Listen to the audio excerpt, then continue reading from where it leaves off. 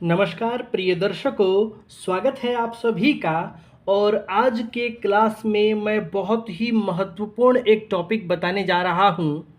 यह है ग्रह मैत्री, ग्रहों का आपसी मित्रता संबंध।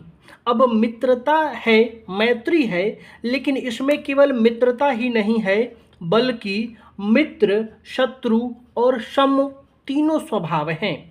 और सबसे पहले समझिए कि ग्रह मैत्री जो है, ग्रहों का जो आपस मैत्री है, वो कितने प्रकार का है।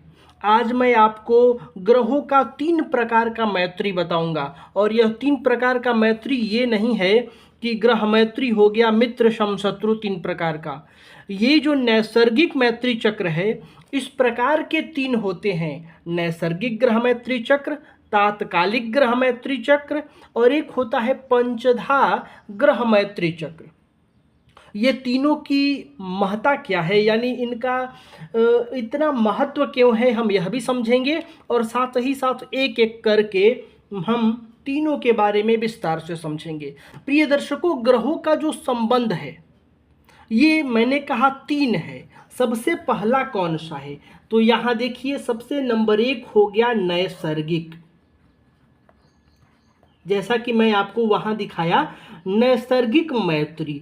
अब नैसर्गिक मैत्री में आपको 3 प्रकार के संबंध देखने को मिलेंगे।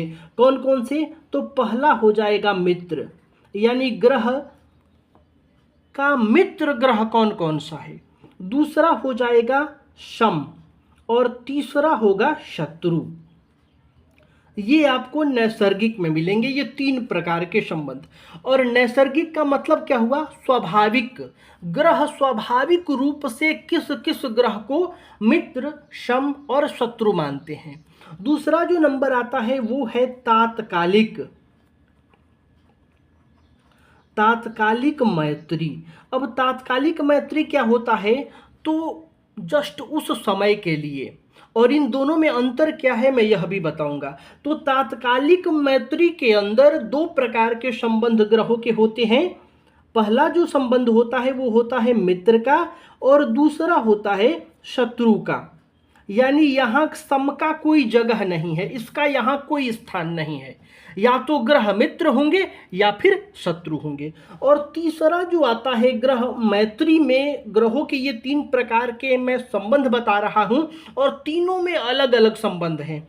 तीसरा है पंचधा, पंचधा मैत्री। और इसके बाद में मैं विस्तार से इसके बारे में बताऊंगा।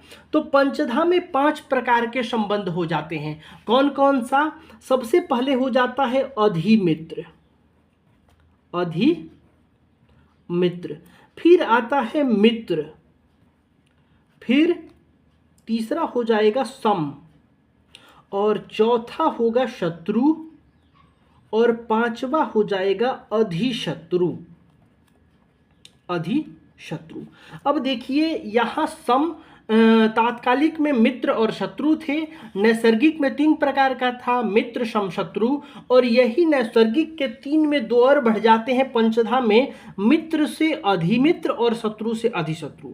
अब क्या बात हुई, नैसर्गिक में ग्रहों का स्वाभाविक मित्र सम शत्रु हो गया, लेकिन पंचधा में आएंगे तो मित्र से भी घनिष्ठ मित्र, अधिमित्र मतलब घनिष्ठता वाला मित्रता। और इसी प्रकार अधिशत्रु में कट्टर दुश्मन, कट्टर शत्रु, और शत्रु में सामान्य शत्रु, मित्र में सामान्य मित्र। और एक हो जाता है सम, यानी न ये शत्रु है, न मित्र है, न अधिशत्रु है, न अधिमित्र है, ये सम है। ये आपको 3 प्रकार के संबंध देखने को मिलेंगे। सबसे पहले हो गया नैसर्गिक, यानी ग्रहों का आपसी संबंध तालमेल कैसा है। दूसरा आता है तात्कालिक, यानी ये तात्कालिक है क्या। तो नैसर्गिक तो सबके लिए हो गया, सबके लिए क्या, यानी वो कुंडली से हटकर नभमंडल के नवग्रहों का आपसी संबंध किस प्रकार का है, यह नैसर्गिक से पता चलता है। अब बात रही तात्कालिक क्या है, तो जातक के जन्म के समय जो कुंडली बनती है, उस कुंडली पर ग्रह बैठते हैं, उन ग्रहों का आपसी संबंध पोजीशन के अनुसार बदलता है।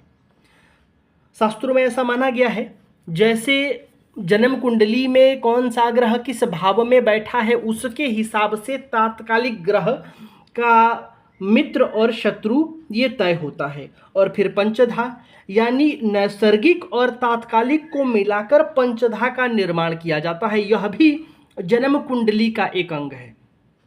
यानी फल कथन के लिए नैसर्गिक और तात्कालिक की आवश्यकता नहीं है। नैसर्गिक ग्रहों का स्वाभाविक संबंध है, तात्कालिक जन्म कुंडली के अनुसार एक दूसरे ग्रह का आपस में कैसा संबंध है, और इन दोनों को मिलाकर तीसरा बनता है पंचधा, जिसमें अधिमित्र, मित्र, शम, शत्रु, अधिशत्रु होते हैं। इसको देखकर फल कथन किया जाता है। आपके जन्म कुंडली के अनुसार कौन सा ग्रह आपके लिए आपस में उनका संबंध जो आप पर अपना प्रभाव देंगे, जैसे सूर्य शनि साथ बैठ गए या कोई भी ग्रह एक साथ बैठे हैं या एक दूसरे पर दृष्टि डालते हैं या उनका संबंध बन रहा है, तो वो संबंध किस प्रकार का है। अगर अधिमित्र हैं तो समझिए कि बहुत ही अच्छा रिजल्ट करेंगे, मित्र हैं तो मित्र के समान अधिमित्र से थोड़ा कम करेंगे, शम होंगे तो ना अच्छा करेंगे ना बुरा करेंगे, शत्रु होंगे तो खराब करेंगे, अधिशत्रु होंगे तो बहुत ज़्यादा खराब करेंगे।